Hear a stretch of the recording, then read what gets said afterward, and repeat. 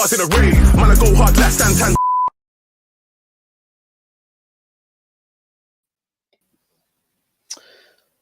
Welcome to another New Spurs Order pod. Under the Touchline Fracker banner, I'll be your host after a 2-week hiatus, X-Pac. And I'm joined by coveted Scott Hall. How you doing, man? They wanted the blood. They wanted that blood. It's been a while. It's been a while. I haven't been on the pod for a while. I think I've been on the main pod more recently than I have actually on the NSO pod. So it's good. Scott's Staircase should be coming back next week. So we got a little running towards the end of the season. Get me? Yeah, and people have been calling for you. You must be a happy guy, especially with Nigeria losing the AFCON final as well. So, yeah, it's been an all-round... It is well! Hear my song! It is well! It is very well. Extremely happy, by the way. Yeah. Oh, no, actually, no, that's me. Let me put out a public service announcement. That's actually me. Yeah, you're right. That was me. Yeah, I didn't mean that. I didn't correct yourself. To all the Nigerian folks around the world, sincerely, from the bottom of my heart, I'd like to give you guys a deep and meaningful because I don't care. What do you mean? You expect me to want you guys to win? Yeah, must be joking. Yeah, must be bluffing. Listen, you know what I'm saying?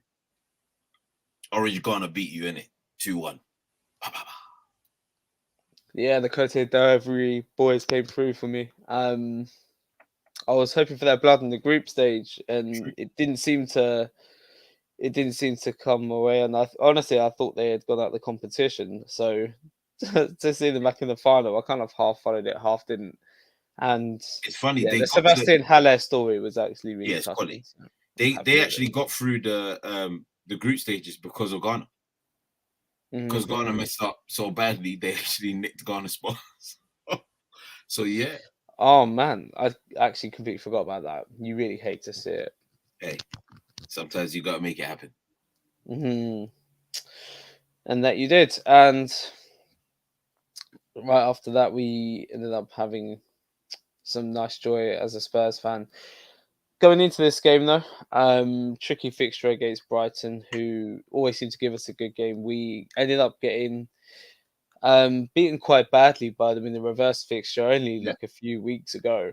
All right, they went 4-0 up against us, or 4-1 against us at their stadium. We conceded 2 penalties. It was a defensive disaster class. Injuries considered as well. But how did you feel kind of going into this game now we do have most of these players back? What, going into the Brighton game, knowing that we had most of these players back, I did feel like we could definitely do something, especially at home. We seem to have a weird record against them at home, where we're capable of like pulling victories out of the bag. I remember an absolute stinker under Jose. I think Dele Alli got the win on that day. And I remember even under Conte, you know, we picked up weird victories against them. I think we lost 1-0 at home. I think it was this last season, Basuma was there or something like that. I remember Trossard scoring the last-minute winner against us. Yeah. So we've had some weird results, but I kind of believed that we would get the job done, if I'm being brutally honest. But we did make a little bit hard work of it. Yeah, fair enough. Obviously, Brighton getting some players back from injury as well. Fati returned to the squad. Mitoma returned to a starting lineup from the Asia Cup. And Danny Welbeck started as the 9 for them. And people forget how good he is. Like, he started the game by bodying Van der Ven, sending Bentancur to the floor, and then forcing a good save out of Vicario. Who's this you referring to? Welbeck. In the first 30 seconds, he did a madness. You rate Welbeck like that? I think he's not a clinical finisher type striker, but I think as an all-round player, when he's injury-free, playing games regularly, he's a problem, man. Never rated him. No, he can dribble, he can create his own chances. He's great in the air. Never rated him. You Not don't one. remember the goal at the Bernabeu? No, that Yeah, little I mean, flick at Euro 12 look against fantastic. Sweden. Eric, look, a goal is a goal, isn't it? Sometimes it looks fantastic. Sometimes it looks scruffy. Never rated him. Not one.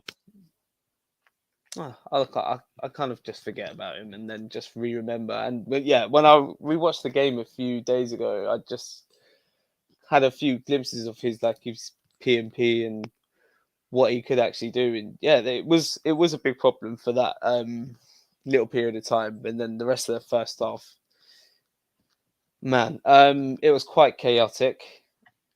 For the way I saw it, I thought so Tobes alluded to us not winning duels and second balls in the game against Everton, and I was like, okay, well, Brighton's midfield isn't necessarily that physical, so we should be able to improve it. And I thought we did. Like, I thought we set out some pretty good traps. We were winning the ball back quite a lot, but at the same time, we were pretty useless with it ourselves by just virtue of not showing full passes off the ball. We were trying to dribble our way out of trouble too often, especially Bentancur, who we'll get onto. So we kind of just let Brighton kind of take most of the control of the first half, in my opinion. But how did you see it? I feel like we didn't really actually control that first half, which was weird. Normally in these home games, especially, that's a great one. Normally in these home games, we tend to dominate the possession and dominate the passing stats, but we didn't actually do that this time around. I mean, Brighton are a very good team. I'm not going to sit here and lie to anyone and act like they're not. They are a good team. But towards the back end of that first half, we started to take more control. And we looked to have the upper hand towards the back end of that first half. But the first 20 minutes, absolutely, it stunk. We were moving absolutely stupid. And to be fair, Brighton had one or two opportunities in that first half, where they could have really put us to the sword. So we got a bit lucky. We rolled our luck in that first half. Yeah, fair enough. Sorry, I was just laughing at a comment in the group chat just then. I think I'm being sent for. I might have to bet another £50 on something else, but we'll round off the first half. I feel like everyone's pretty unanimous on this anyway, but do you feel like people are being too harsh on Bentancur? Yeah, they probably are being a bit too harsh on Bentancur, but the truth of the matter is he's just returned from a very long injury stint. I mean, yeah, he did come back for the Aston Villa game and then got injured again. He's probably going to need another month or two to actually get up to speed. I don't think we're going to see the best of him for the remainder of this season. We might get some good games out of him, but that's about it. He's just got to keep working and getting his self into shape, match fit, and then obviously next season we can really push on. But this season he's had a few games coming back off the last injury.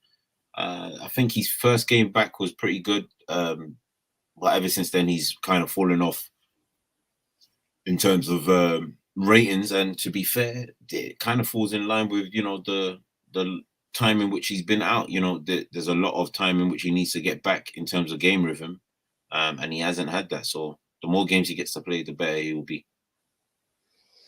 Yeah, exactly that. Like, it was almost too good to be true when he came back against Aston Villa, put on a 30-minute clinic, was really good against United as well.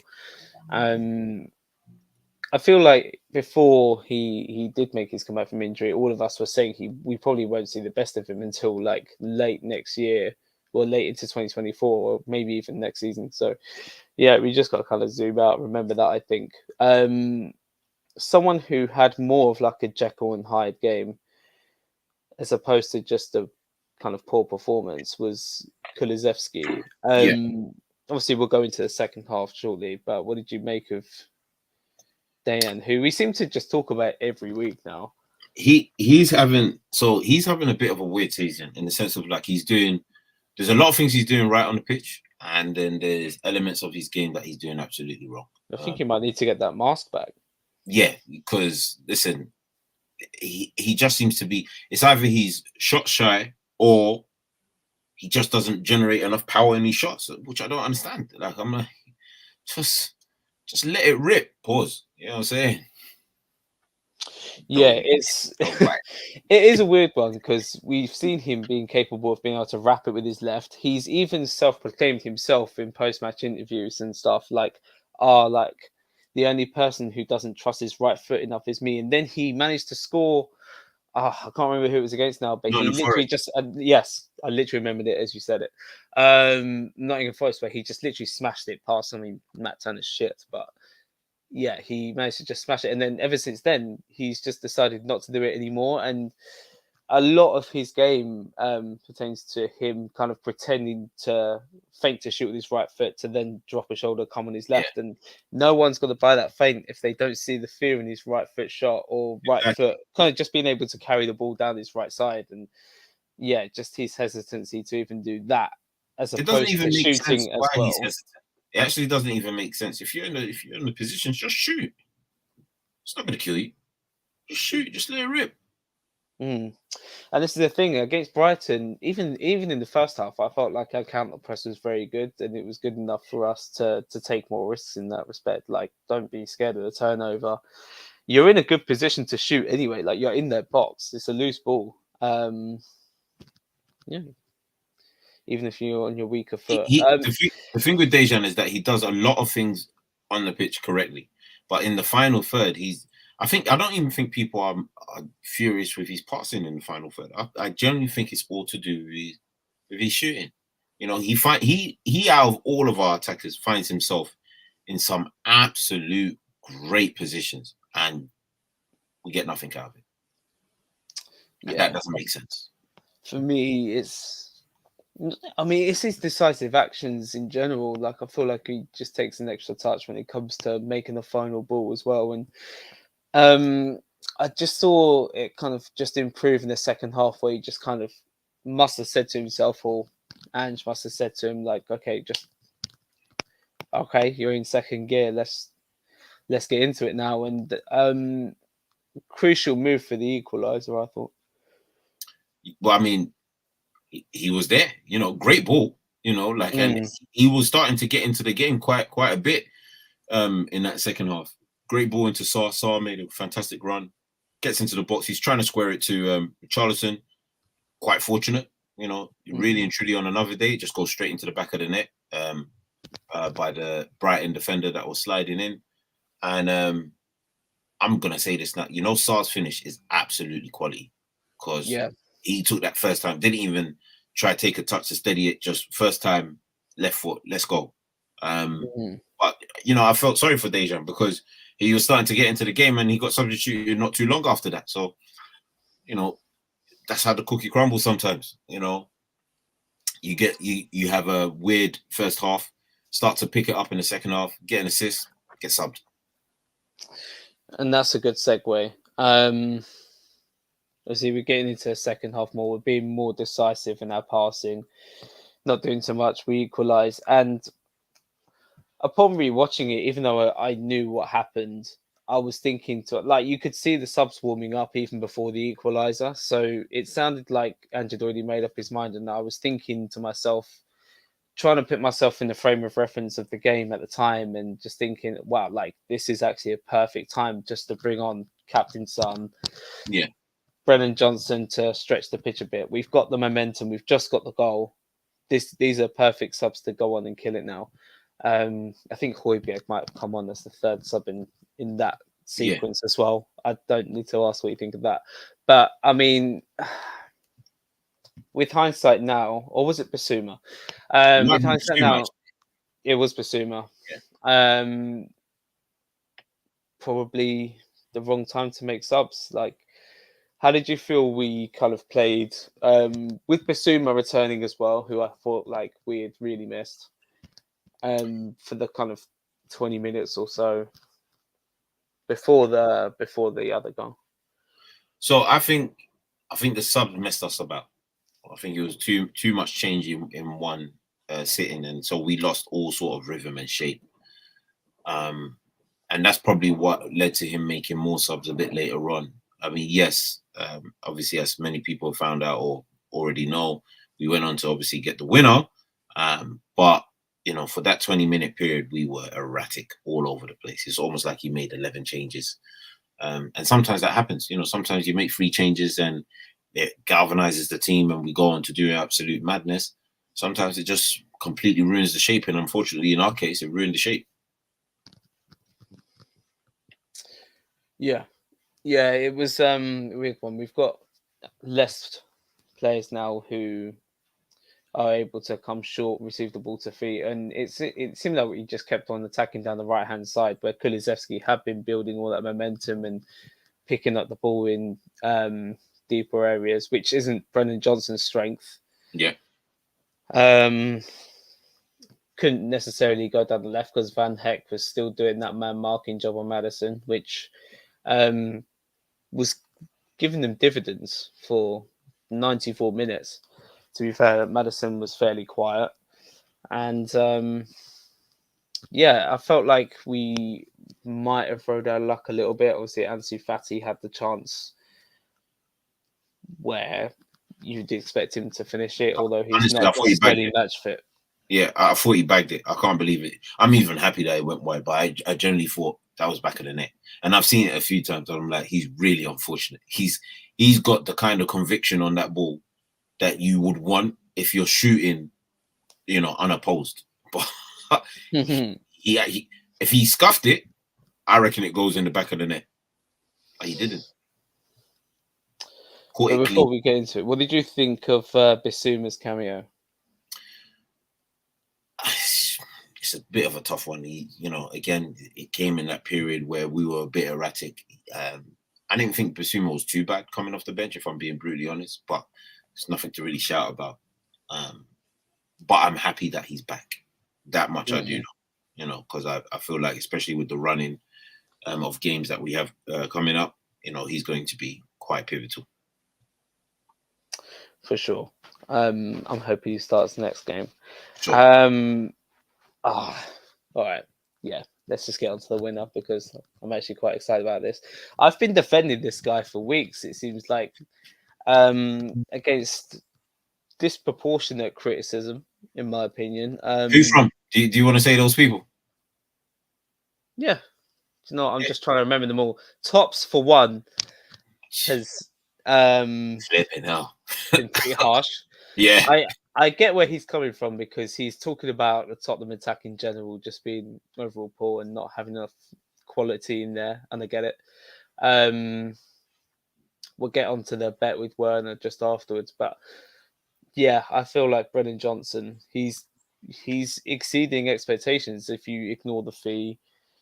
If you kind of look at the player he was at Forest and look at the player we were bringing him in, bringing him in to be, I think he's come through with quite a few decisive moments already, even if it's just been just a good passage of play and build up, like Crystal Palace away, for example, where he came on in the second half on the left-hand side. Just did a few simple things clean to help us along and create goals. And like against Brentford, where he scored a decisive goal, he popped up with the second goal, and it's happened at the perfect time against Brighton for us to win the game. I mean, what are your kind of general thoughts on Brennan Johnson? To name the others that have criticised him, Ash has definitely been harsh on him. I feel like Tobes has been mostly measured with him, but I can tell he's not a big fan. That's coming from the guy that was a big fan of Højbjerg. Okay, cool. All right. Ahoyo doesn't seem to like him very much. But I feel like it's mostly because of the fee. I feel like too much is made of the fee. Like, I mean, if you're aspiring to be a top club in the Premier League, for that much for a homegrown player, I mean, what is that these days? Unfortunately, I don't think it's much. But those are all the names I can remember. So my take has been probably I've allowed him for the most part because one, is his first season with us. Second, there's quite a lot actually, if I'm going to be brutally honest. So one is his first season. When he was bought, I never thought of him coming into the team and being an out-and-out starter. I know didn't have a pre-season either.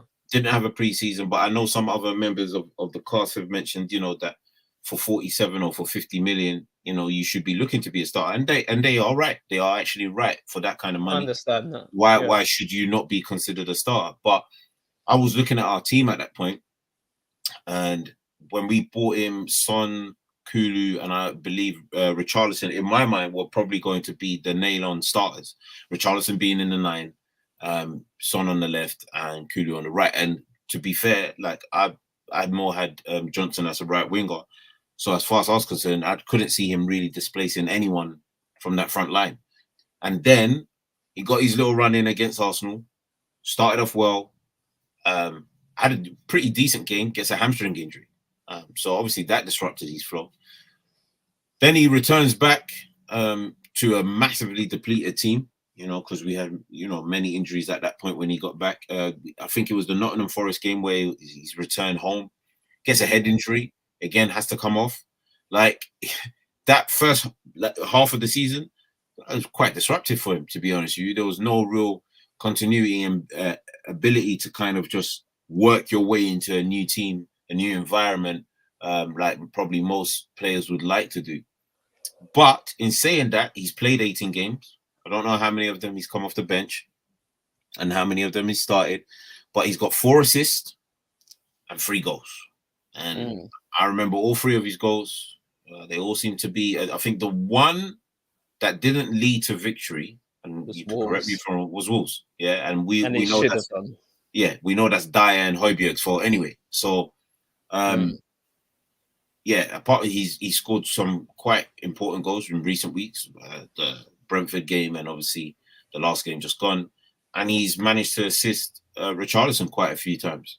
So, yes, I fully understand people's concerns because they genuinely cannot see where his career is going to go. They can't see if he's a genuine star boy or if he's worth the money, which makes perfect sense. I'm all cool with that. But at the same time, it's his first season. Yeah, boy's 22 years of age. let's relax. Yeah, because we don't know what the future holds. Some people could be like, he's going to be garbage forever. Okay, cool. You could be right. You could be right. But I didn't even start shooting at Højbjerg till after his first season. The second season, when I saw, no, this is generally how he plays, that's when I went all guns blazing. Yeah.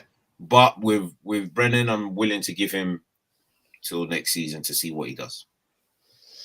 Yeah, fair. And big up Maddison and Son for the role in his goal as well. Yeah. Also big up Richarlison in that, because Richarlison's layoff to Son was perfect. He didn't have to take an extra touch, just whipping excursion, and Johnson done well there. Yeah, I thought I'd mention Richarlison in that sequence there, so no, thank you for correcting that. Yeah, it just speaks to Richarlison's improvement in this team and how useful he can actually be post whatever surgery he had, which kind of almost segues onto this question from JG, because we've actually been discussing this in the group chat quite a lot as to what a priority in the summer would be. And Richarlison's factored into this question quite a lot, right? Because it would depend on the priority of the profile we'd eventually go for. He asks, question for later, is a winger like Neto or a striker like Vlahovic, probably botched that pronunciation, more important for the summer if you have to prioritize one profile? I'm probably leaning way more towards a winger. As much as I like Vlahovic, I think he's definitely an upgrade on Richarlison. But if we've got a 1-in-2 striker who's chipping in with assists as well as a backup to a number 9 Son, then I'm going for a winger.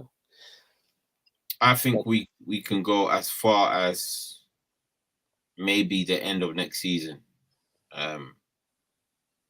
to risk the whole not getting a striker. I just don't want to see somebody like Vlahovic go to one of our opponents, to be honest with you. But in saying that, if Neto is available, you pull the trigger on that one. Well, actually, saying that though, I prefer someone who's way more comfortable out on the left. I feel like our right hand side's pretty nailed on. You've got people like Matoma who might be priced away for a certain fee. I'm not sure if he signed a new contract though. Kvaratskhelia. Even Tops has put forward Rafael Leao in the group chat. I think Yeah, he'll probably just go PSG now, to be honest. yeah, and to be fair with you, a lot of those players, you know, we could probably get them for a decent amount. To be fair, because Nusa from Bruges. yeah, Wouldn't ever send- exactly, because the whole Brentford thing's completely collapsed. So why not take a punt on that? Exactly, or even like a Nico Williams. I'm not even sure. But if we did not pull the trigger on, if we didn't pull the trigger on Neto, which I think, to be honest, you would be very disappointed because squad depth is quite crucial. And we did go for somebody like Nusa, or somebody on the left hand side. I think you just have to go crazy and get both options, get a winger and a striker. But that's the thing. At this rate, we could be in. Well, we should be. I don't want to jump the gun, but we should be in Europe. And if we do make it to Europe, we need the squad depth. How much would Richarlison go for if we were to actually sell him? 60.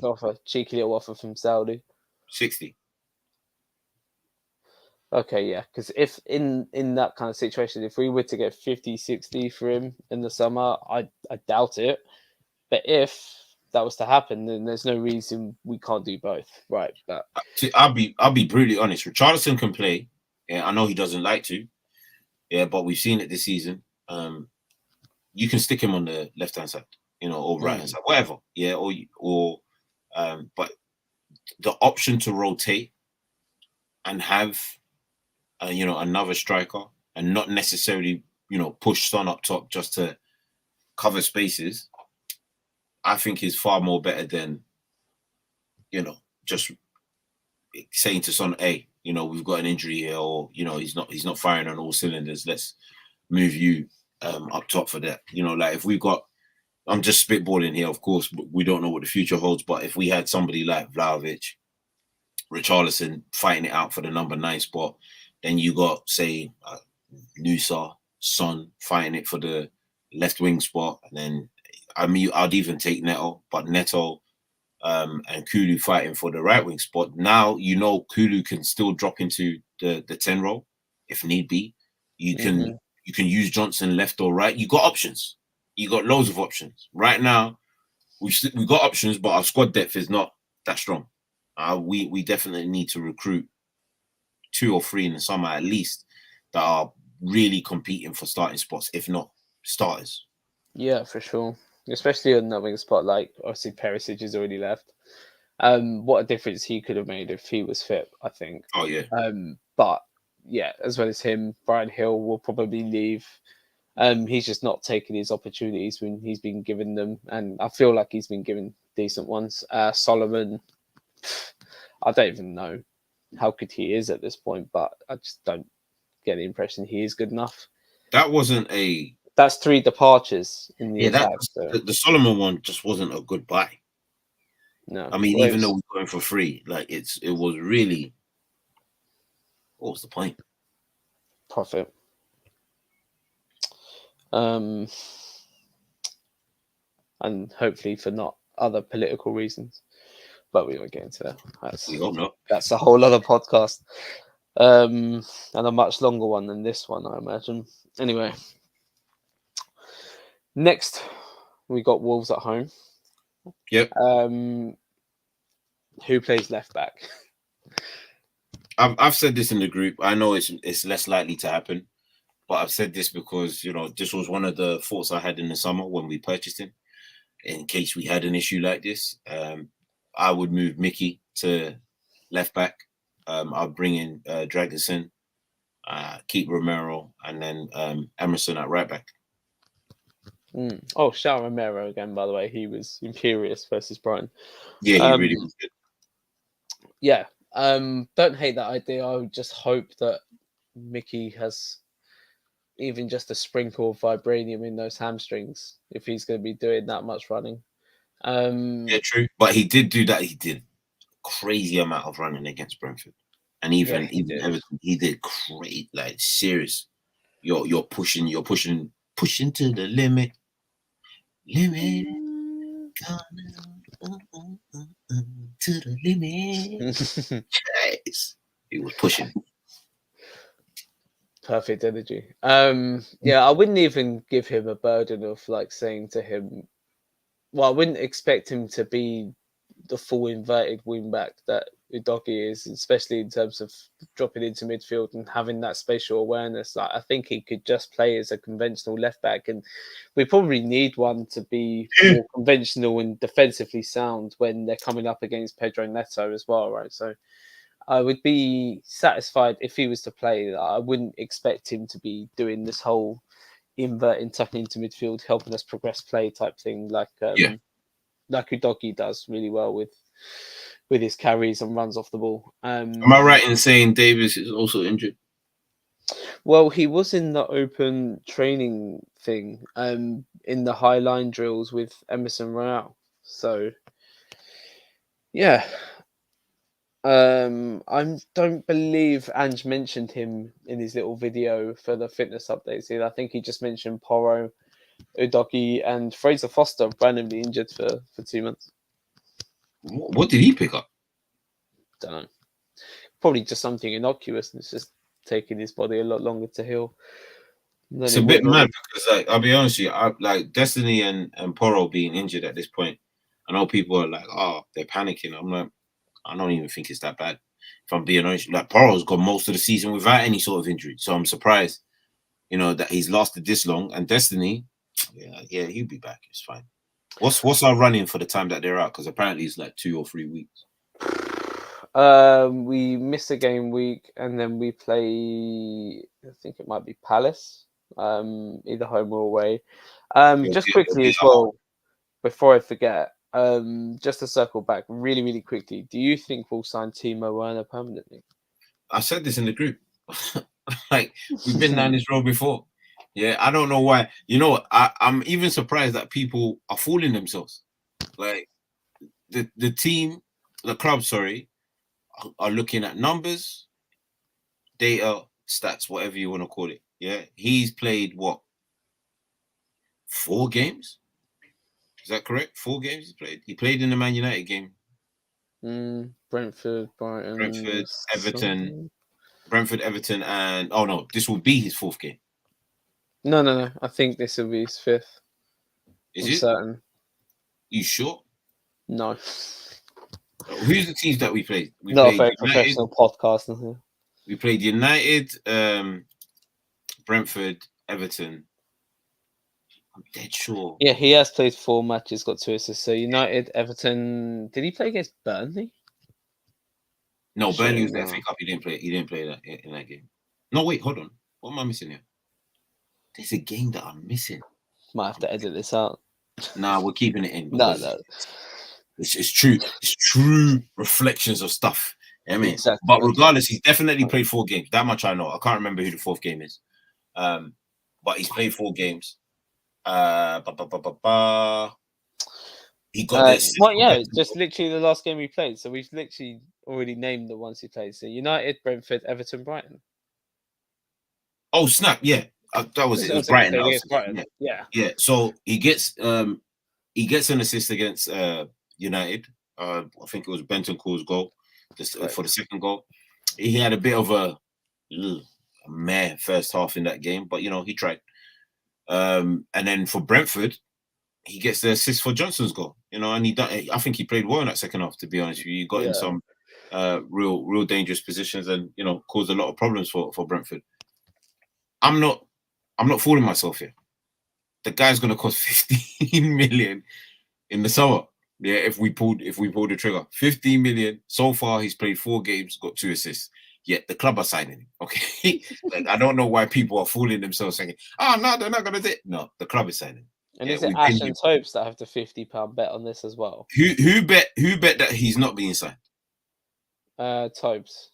Tobes bet that he's not. That they will sign him. No, so Tobes bet £50 that we will sign. Tobes bet £50 that we won't sign him. Yeah, that money's got. Bet that we will sign. This Nigerian boy has lost a lot already.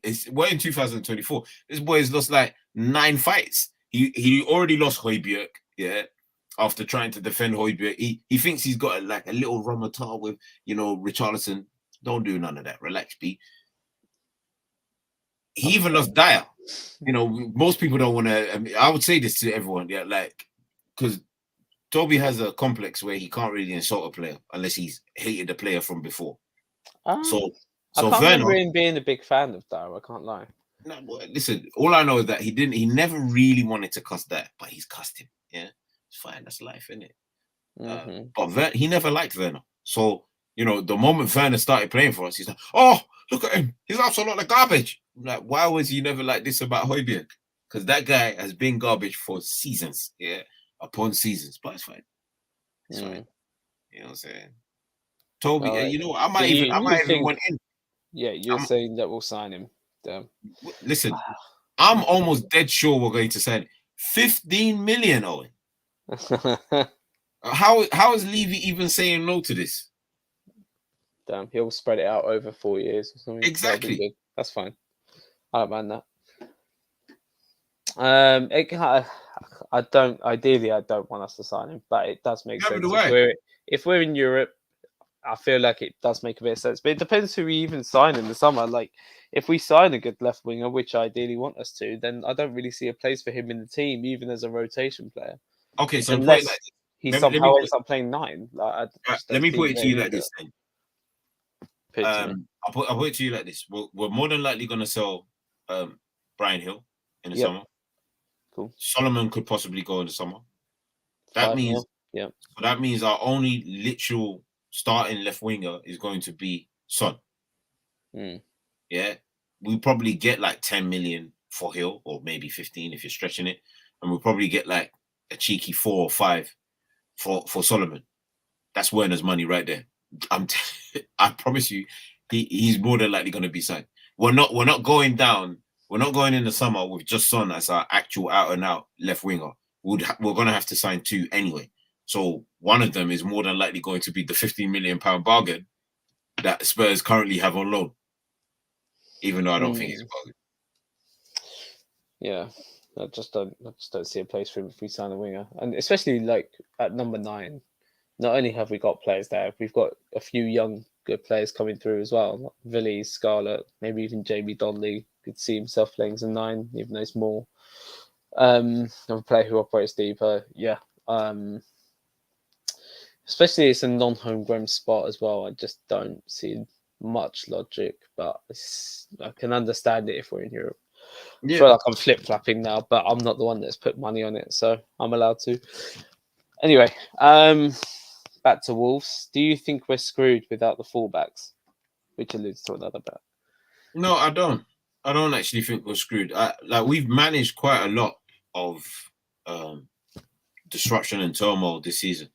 Really and truly, if you look at some of the fixtures that we've had and the teams that we've had out, we probably should have had more defeats,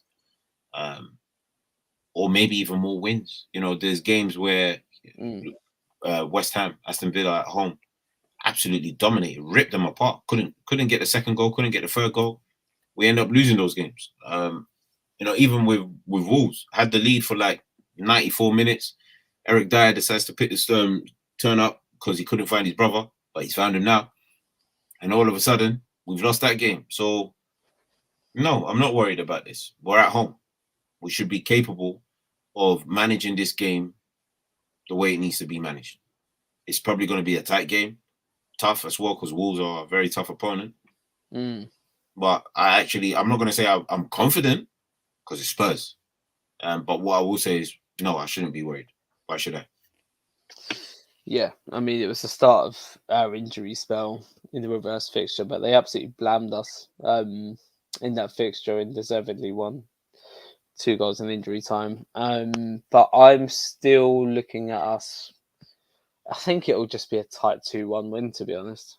I don't see us keeping a clean sheet. I think we'll end up scoring the first goal and then end up conceding good play, territory, possession, whatever you want to call it, for a good 30 minutes to Wolves, and then I think we'll just finish the game strongly and win it. I can see Bentancur having a monstrous impact off the bench, isn't he? As I think and hope that Bissouma starts with, then Sarr and Maddison. Hmm. Lo Celso's on the bench as well. Yeah, and I think we'll have enough off the bench to win the game if it's a tight game. Now we actually do have a very respectable bench. I don't know. How do you see it going? I'll be honest with you. I feel like if we take the lead in this game, I could see us making it 2 or 3.